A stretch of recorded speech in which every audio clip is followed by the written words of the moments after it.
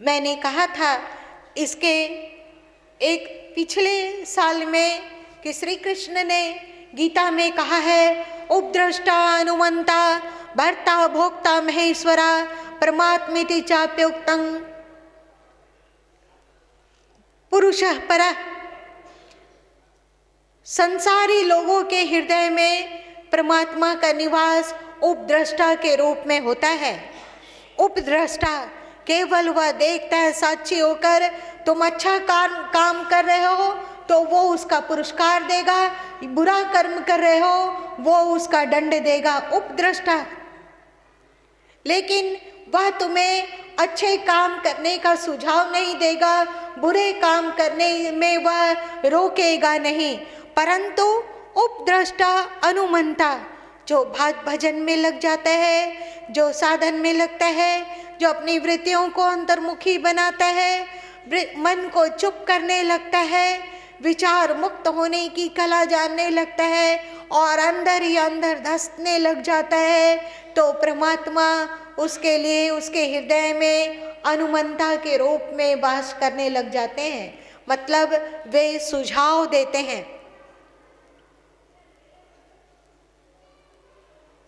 वे बताते हैं कि ये रास्ता गलत है, ये रास्ता सही है, इस रास्ते चलो, इस रास्ते मत चलो। और फिर धीरे धीरे भजन बढ़ता जाता है, अंतर्मुखता बढ़ती जाती है, हमारी सूरत आत्मा का स्पर्श करने लगती है, तो परमात्मेति चाप्योक्तं देहे अस्मिन् पुरुषः परः। इसी देह में परमात्मा स्पष्ट रूप से प्रत्यक्ष हो जाते हैं। तो पलटू दास जी भी कहते हैं, लाली जो छिपी है मेहंदी के पात में, दूध में घी वैसे भांति जानिए, फूल में पास ज्यों कंठ में काठ में आग है, संत में राम से भांति जानिए। जैसे काठ में आग छुपी हुई है, उसी तरह संतों के अंतस में राम छुपे हुए हैं। दास पलटू कह संत में राम है, राम में संत ये सत्य माने।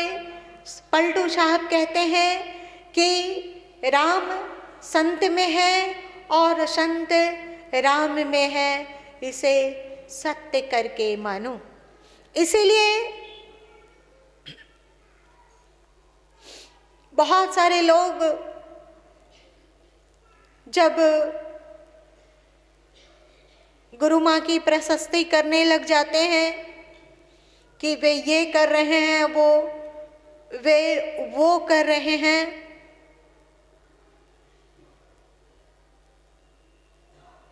तो गुरु माँ में आता है, गुरु माँ के मन में ये बात आती है, ना कछु किया न कर सका, ना करने योग्य शरीर, जो कछु किया सो हरि किया, जो कछु किया सो हरि किया, भया कबीर कबीर।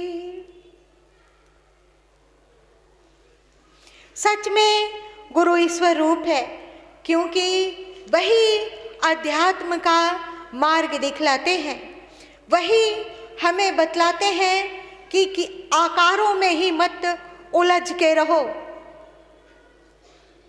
मन में ही मत उलझ के रहो, मोह और ममता में ही मत उलझ के रहो, संसारिकता में ही लिप्त होकर मत रहो। संत बतलाते हैं कि मनुष्य 3 प्रकार का होता है।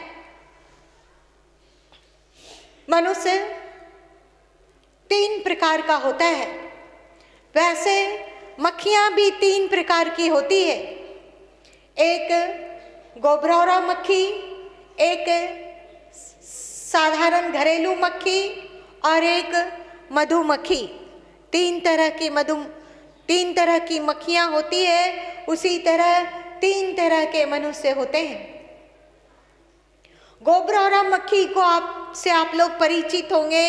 गोबरौरा बड़ी बड़ी एक मक्खी होती है, काले रंग की होती है।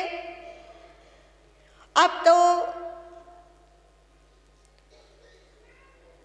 मोदी जी के स्वच्छता अभियान के कारण खुले में शौच जाना वर्जित होता जा रहा है और होना ही चाहिए, लेकिन पहले के समय में लोग खुले में शौच जाते थे। आज भी गांव में अज्ञानवश अथवा अन्य किसी कारणवश खुले में शौच जाते हैं, अथवा कहीं गोबर इत्यादि कचड़े, सड़े हुए कीचड़ इत्यादि पड़े हो तो गोबरौरा जो मक्खी होती है वह उन गंदगी को, शौच को, मनुष्य की टट्टी को, गोबरों को, कीचड़ों को गोल गोल गोली बनाती है और उसे ही पैर से धकेलती है और उसी के पीछे पीछे चलती है। गोबरौरा मक्खी गंदगी के पीछे चलने में ही अपने जीवन को समाप्त कर देती है। जब से वह होश संभालती है तब से वह गंदगी की गोली को बनाती है और उसी को पैरों से धकेलते हुए चलती है और अपना जीवन को समाप्त करती है इसी तरह जीकर। दूसरी, इसी तरह के एक विषयी मनुष्य होते हैं, एक संसारी मनुष्य होते हैं जो केवल संसार में अखंड डूबे रहते हैं। खाओ पियो और मौज करो, अथवा जितना दूसरे को सता सकते हो, जितना दूसरे को दुख दे सकते हो, परेशान कर सकते हो, अथवा अपने स्वार्थ में डूबे रह सकते हो, छल कपट पाप पशुता इत्यादि एन केन प्रकारेण परिवार का भरण पोषण और अपने देह का भरण पोषण के अतिरिक्त उसे कुछ भी नहीं आता। ऐसे लोग पांचों पापों में अखंड डूबे रहते हैं। ऐसे मनुष्यों को गोबरौरा मक्खी की तरह कहा जाता है। इसे विषयी मनुष्य कहा जाता है अथवा संसारी मनुष्य कहा जाता है। दूसरे तरह की एक मक्खी होती है, वो घरेलू मक्खी होती है। यदि आपने कहीं पे घर में कहीं पे खखार फेंका हुआ है, थूक गिरा हुआ है अथवा गंदगी गिरी हुई है, तो घर में जो उड़ने वाली मक्खी होती है वह उस खखार पर भी जाकर बैठती है। और आपने आम को सुधार रखा है, मिठाई आपने बना रखी है, तो मिठाई पर भी वो मक्खी आकर बैठती है, आम पर भी वह मक्खी आकर बैठती है। कभी आम पर, आम से उड़ाओ तो खखार पर और खखार से उड़ाओ तो आम पर। इस तरह ये सामान्य मक्खी होती है। इसी तरह दूसरे तरह के लोग जो होते हैं उसे सत्संगी मनुष्य कहा जाता है।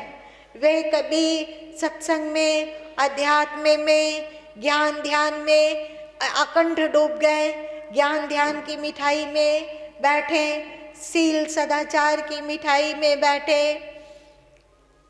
इंद्रिय निग्रह और मनोदमन के फल पर बैठे, और कभी यदि मौका मिला तो क्रोध भी कर लिए, कभी अगर मौका मिला तो गुफर भी गए, कभी मौका मिला तो किसी से बातचीत भी बंद कर दिए, कभी मौका मिला तो कुछ का कुछ उल्टा पुल्टा, उल्टी पुल्टी हरकत करने लग गए। ये सामान्य सत्संगी लोग होते हैं। और तीसरे तरह की मक्खी होती है जो मधुमक्खी होती है। वह बगीचे में कूड़े भी हो, पत्ते भी हो, गंदगी भी हो, गोबर भी हो, कीचड़ भी हो और फूल भी हो, तो मधुमक्खी ना कचड़े पे बैठती है, ना कीचड़ पे बैठती है, ना गंदगी में बैठती है। वह जब बैठती है तो फूलों पर ही बैठती है। उसी तरह श्रेष्ठ सत्संगी वो हो जाते हैं, श्रेष्ठ मनुष्य वे हो जाते हैं जो सत्संग के द्वारा, जो गुरु से ज्ञान ले लेकर अपने जीवन को सुधार कर महान बन जाते हैं। और जहाँ भी अच्छाई रहती है, जहाँ मन में शांति हो, जहाँ मन में प्रसन्नता हो, निर्मलता हो, निर्विकारिता हो, वे ही आचार विचार को करते हैं।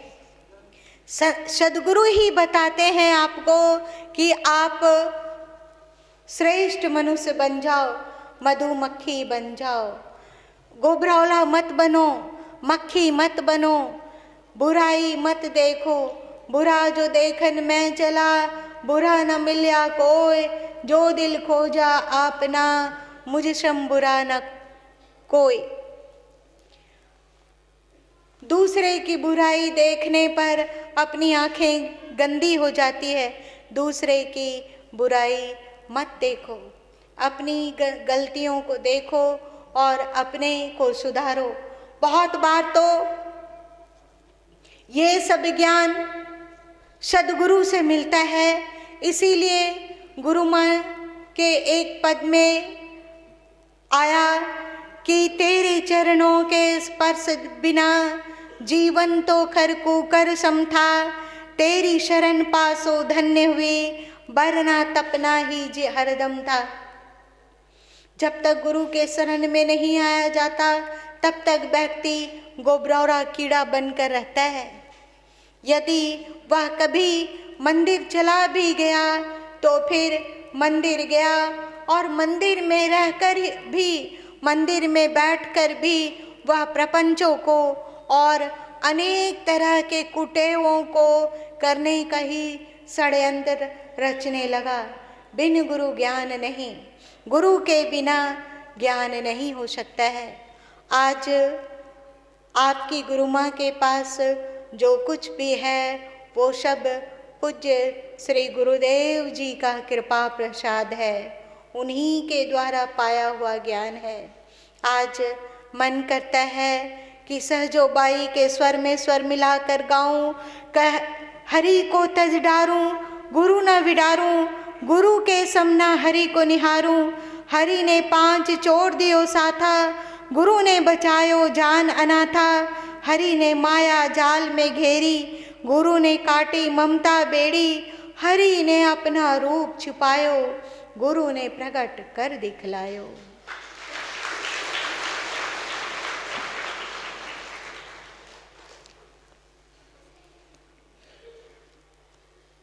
इसीलिए भगवान को पकड़ोगे तो भगवान आपको सही और गलत का रास्ता दिखलाने नहीं आएंगे। सही और गलत रास्ता जानने के लिए आपको संतों के ही शरण में आना होगा, सद्गुरुओं के ही शरण में आना होगा। इसलिए सद्गुरु कबीर साहब कहते हैं, हरि रूठे तो रूठन दे,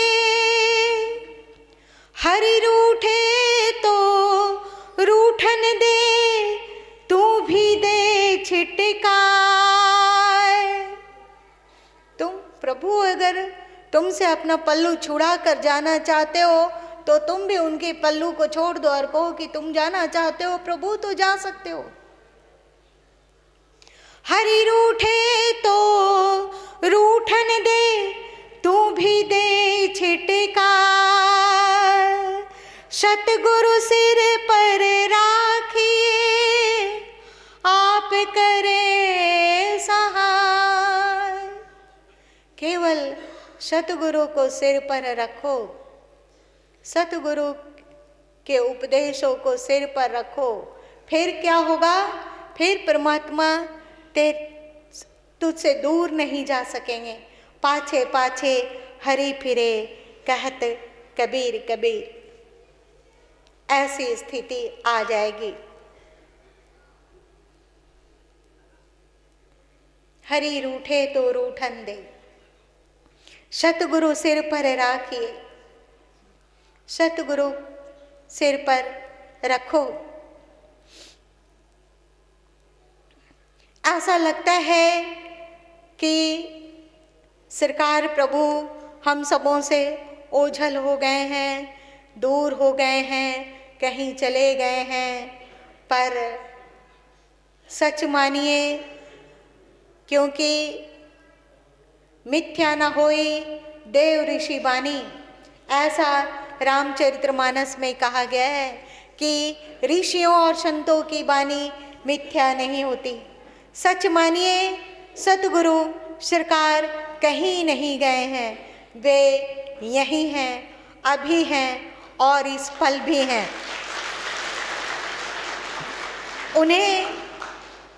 उन्हें देखने के लिए बस आंखें चाहिए। इन चर्म चक्षुओं से उन्हें हम नहीं देख सकते हैं, क्योंकि अब वे स्थूल काय कलेवर छोड़कर विराट परमात्मा सत्ता में समाकर विराट हो गए हैं। उनको देखने के लिए श्रद्धा की ही आंखें चाहिए। इसलिए सरकार हमेशा कहा करते थे, श्रद्धावान लभते ज्ञानम। श्रद्धा से ज्ञान की प्राप्ति होती है। और याज्ञवल्क्य जी कहते हैं, श्रद्धस्व तात श्रद्धस्व। जनक जी को उपदेश करते हुए कहते हैं, हे जनक श्रद्धा कर, श्रद्धा। और जैसे ड्राइवर पर श्रद्धा रखने से ही गाड़ी पर यात्रा की जा सकती है, पायलट पर श्रद्धा रखने से ही विमान की यात्रा संभव है, नाविक पर भरोसा रखने पर ही नाव यात्रा की जा सकती है, वैसे ही सद्गुरु और उनके उपदेशों वचनों पर श्रद्धा रखने पर ही अध्यात्म की यात्रा की जा सकती है।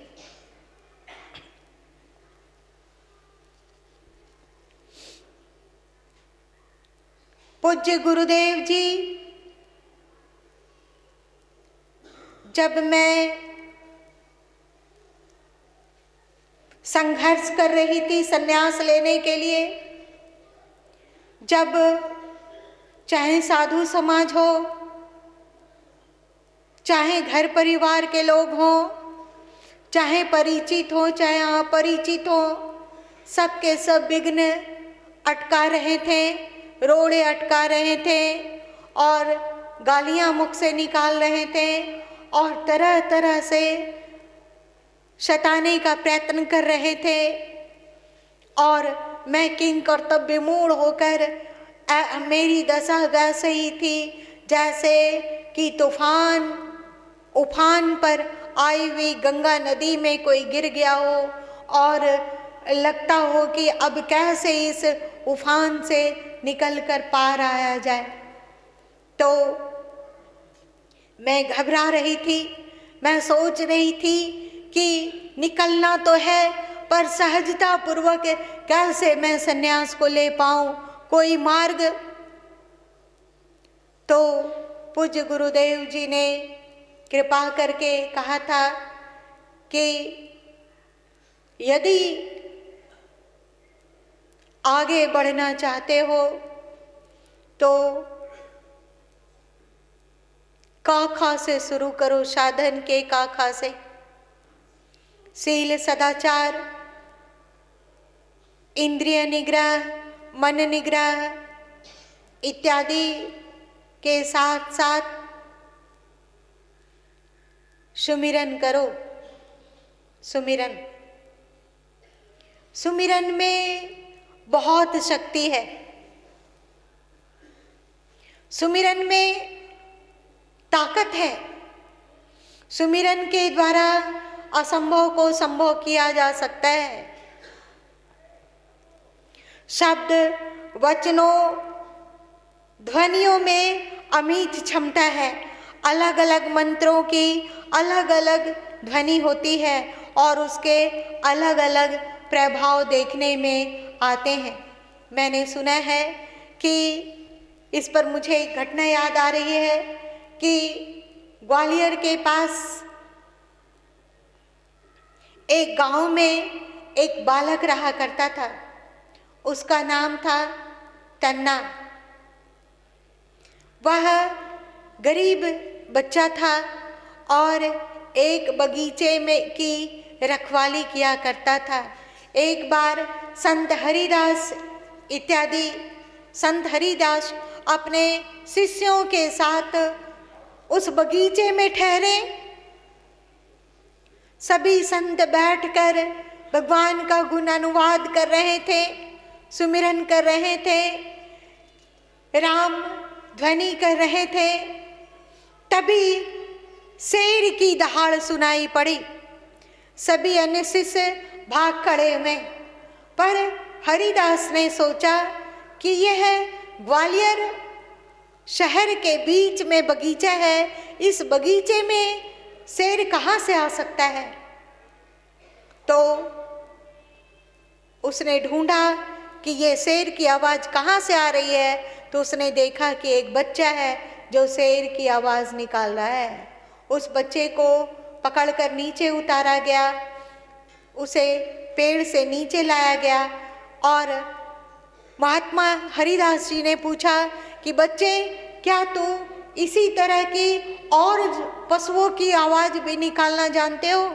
तो उसने अनेक पशुओं और अनेक पक्षियों की आवाज़ को निकाल कर बता दिया। हरिदास जी उसके इस गुण से प्रभावित हुए।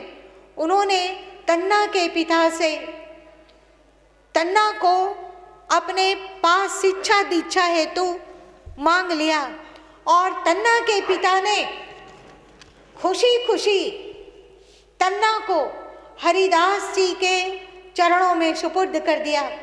संत हरिदास जी ने तन्ना को पढ़ाया लिखाया और संगीत की शिक्षा दीक्षा दी।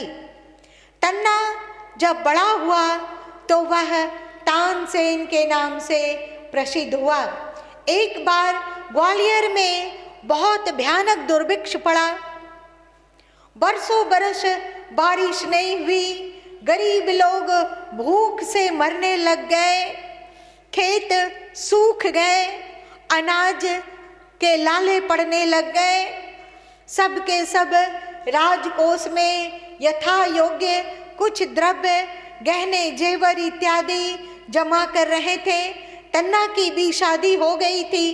तन्ना भी अपनी पत्नी के गहनों को लेकर राजकोष में जमा करने के लिए पहुंचा। ग्वालियर के राजा ने कहा कि तानसेन, मैं आपसे गहने नहीं चाहता, मैं तो आपसे कुछ और ही चाहता हूँ। तानसेन ने पूछा कि महाराज, मैं और क्या कर सकता हूँ? राजा ने कहा कि हे तानसेन, आप संत हरिदास के शिष्य हो। हम सब एक नियत दिन में अपने राज्य में एक सभा बुलाते हैं और सभा में हम सब मिलकर वर्षा के लिए प्रार्थना करेंगे और आप कृपा करके तन्मय होकर मेघ राग गाइए, मेघ राग गाइए, जिससे कि आपके मेघ राग की ध्वनि कंपित होकर तरंगायित हो और बादलों को आकर्षित कर सके ग्वालियर राज्य में और ग्वालियर राज्य में वर्षा हो सके। तानसेन ने कहा, क्या मैं ऐसा कर सकता हूँ? राजा ने कहा कि तुम योग और समर्थ गुरु के शिष्य हो, अपने पर ना सही गुरु की शिक्षा दीक्षा और अपने गुरु पर तो विश्वास करो। बात तय हो गई। निश्चित दिन सभा लगी, सबके सब बैठ गए। एक स्वर से सब आंख बंद करके आवाहन करने लग गए, प्रभु से प्रार्थना करने लग गए कि प्रभु वर्षा वर्षा वर्षा। और तानसेन मेघराग गाने लगा और तन्मय हो गया। मेघराग गाते गाते तानसेन की आंखों से अश्रुपात होने लगे, झरझर पानी बरसने लगा। वह उस मेघराग की ध्वनि में खो गया, तल्लीन हो गया, डूब गया। और इतने में कब बादल उमड़े घुमड़े और कब वर्षा रिम झिम बरसने लगी, बादल गरजने लगे और सभा में जब वर्षा की फुहारें पड़ी तो तानसेन को होश आया। ये शब्द ध्वनि का कमाल है, ये मंत्र शक्ति का कमाल है। इसी तरह की एक घटना और सुनने में आती है कि जब राजा परीक्षित तक्षक के द्वारा डस लिया गया, तब परीक्षित के पुत्र जन्मेजय जी ने नाग यज्ञ किया। वह नागों को यज्ञ कुंड में भस्म कर देना चाहता था। उसने ऋषियों से, महर्षियों से, पुरोहितों से, मंत्रज्ञों से सर्प की आहुति में समर्थ मंत्र का आवाहन करने को कहा और धीरे धीरे करके खींच कर सैकड़ों लाखों सर्प आते गए और यज्ञ कुंड में जल कर मरते चले गए। जन्मेजय जी ने कहा कि तक्षक अभी तक क्यों नहीं आया, वह यज्ञ कुंड में क्यों नहीं भस्म होता? तक्षक ने ही तो मेरे पिता को डसा था। तो ऋषि ने कहा, पुरोहित ने कहा कि तक्षक ने इंद्र का आश्रय ले रखा है और वह इंद्र के सिंहासन में लिपट गया है, इस कारण बचा हुआ है। तो जन्मेजय जी ने कहा कि ऐसा मंत्र पढ़ो जिससे इंद्र का सिंहासन सहित तक्षक घसीटता हुआ यहाँ पर उपस्थित हो। और यह सुनकर पुरोहितों ने मंत्र पढ़ना प्रारंभ किया और कहते हैं कि इंद्र में खलबली मची और वे बृहस्पति जी के चरण में जाकर गिरे और उन्होंने कहा कि किसी तरह बचाइए। बृहस्पति जी धरती पर आकर जन्मेजय जी को समझाया और कहा कि बदला हमेशा बुरा होता है, जो कुछ हुआ वह नियति थी, ऐसा ही होनी था, ये अहोनी समझकर सर्पों को नाश ना किया जाए। जन्मेजय जी ने माना और तब तक्षक के प्राण बचे और सर्पों की अन्य जाति बच सकी। यह मंत्र का प्रभाव है।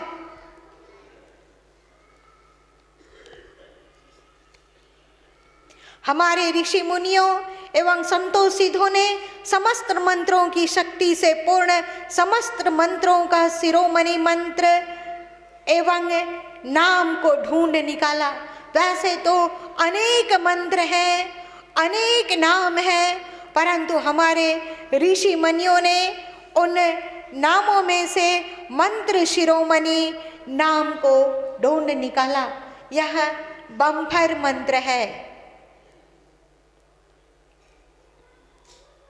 इस बम्फर मंत्र के द्वारा बम्फर प्राइज के हकदार बना जा सकता है। कहते हैं कि सदगुरु कबीर साहब जब पंचगंगा घाट की सीढ़ियों पर लेट गए थे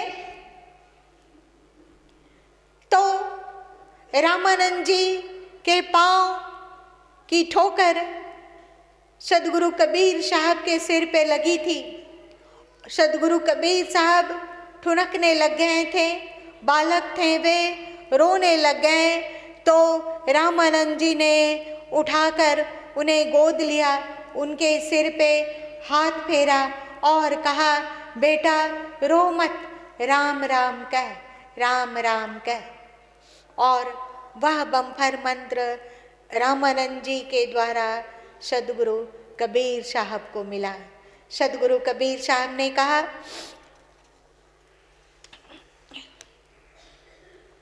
सदगुरु कबीर साहब इस नाम को लेकर,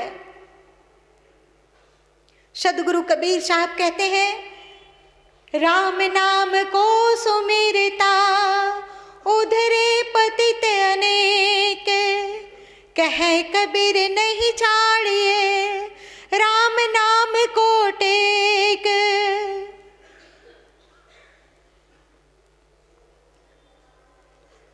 आज लोगों के पास आयु कम हो गई है। आज लोगों के पास संक्षेप साधन करने की आयु भी है। पहले मनुष्यों की लंबी आयु होती थी, इसलिए रंग बिरंगे कष्ट साध्य ताप वर्षों तक वे करते थे। पर आज मनुष्यों की आयु छोटी और काम बढ़ गया है, जीवन निर्वाह भी जटिल हो गया है। कहा गया है कि सतयुग में मनुष्यों की आयु 1,00,000 वर्ष और शरीर में हाथी जितना बल होता था तथा हड्डियों में प्राण होते थे। त्रेता युग में आयु मात्र 10,000 वर्ष रह गई और घोड़े जितनी ताकत रह गई और प्राण मांस तक सीमित हो गया। फिर द्वापर युग आया। द्वापर में आयु 1,000 वर्ष तक रह गई और बकरी जितनी ताकत रह गई और रक्त में प्राण रह गया। भगवत में आता है कि कलयुग में आयु मात्र 100 वर्ष रह गई। 100 वर्ष भी कोई इन्हें गिने लोग ही जीते हैं। 60 साल 65 साल काफ़ी है जीने के लिए और जीकर मर जाने के लिए। कलयुग आया, अधिकतम आयु 100 वर्ष की हुई, चींटी जैसी ताकत रह गई और त्वचा तक ही प्राण सीमित रह गए। चींटी जितनी सीमित ताकत वाले मनुष्य के लिए भी संतों ने बम्फर मार्ग को ढूंढ निकाला।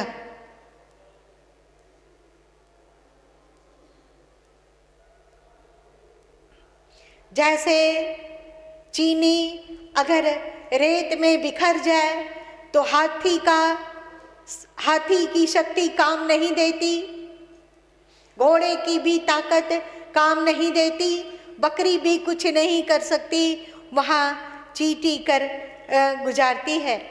पहले के समय में लोग कुंडलिनी जागरण की बात करते थे और मूलाधार चक्र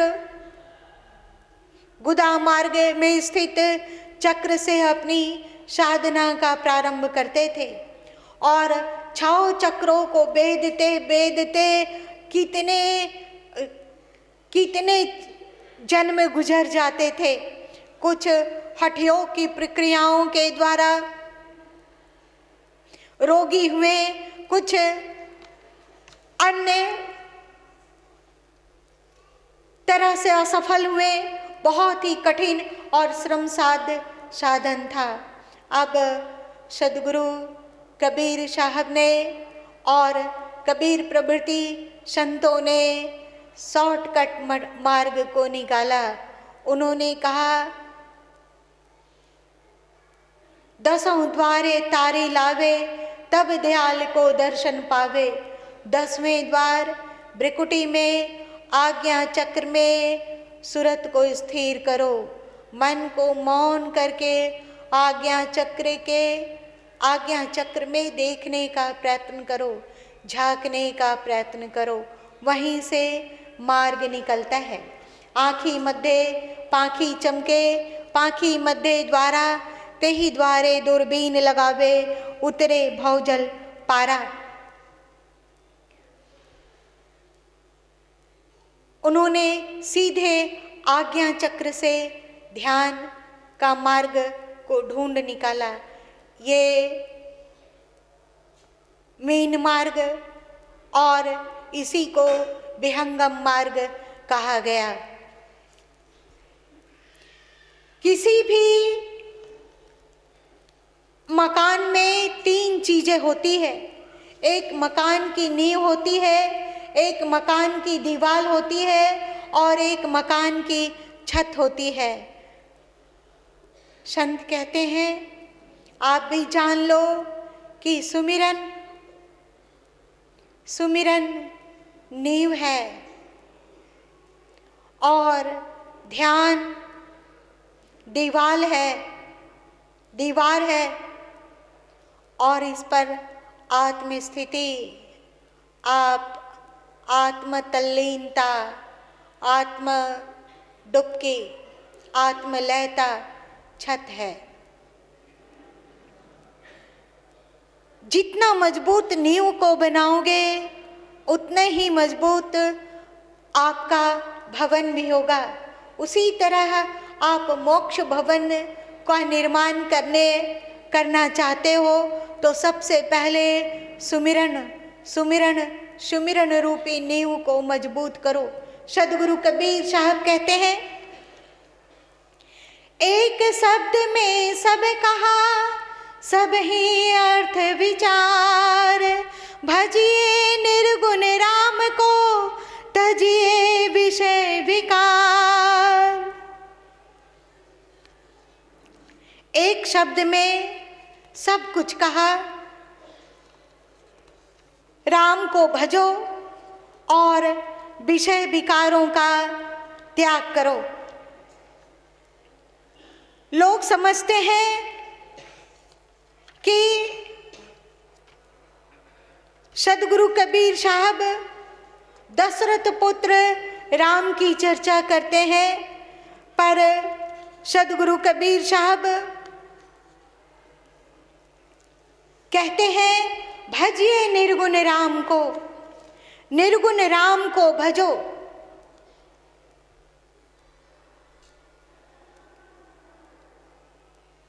और विषय विकार का त्याग करो। वे कहते हैं,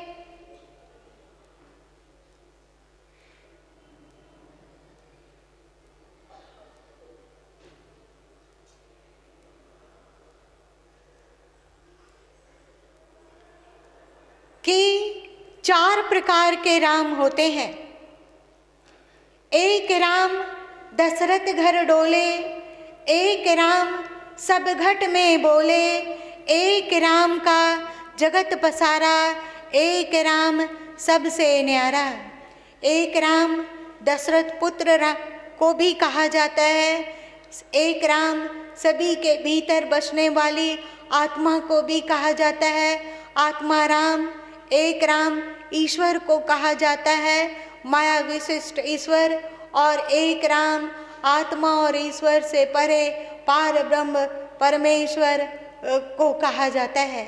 यहाँ पर निर्गुण राम की बात के द्वारा सदगुरु कबीर साहब ने कहा कि राम, आत्मा राम और पार ब्रह्म परमात्मा का सुमिरन करो। सुमिरन करहूँ राम के, राम का सुमिरन करो। राम शब्द का वैसे तो अनेक अर्थ हैं, पर एक अर्थ मुझे बहुत प्यारा लगता है।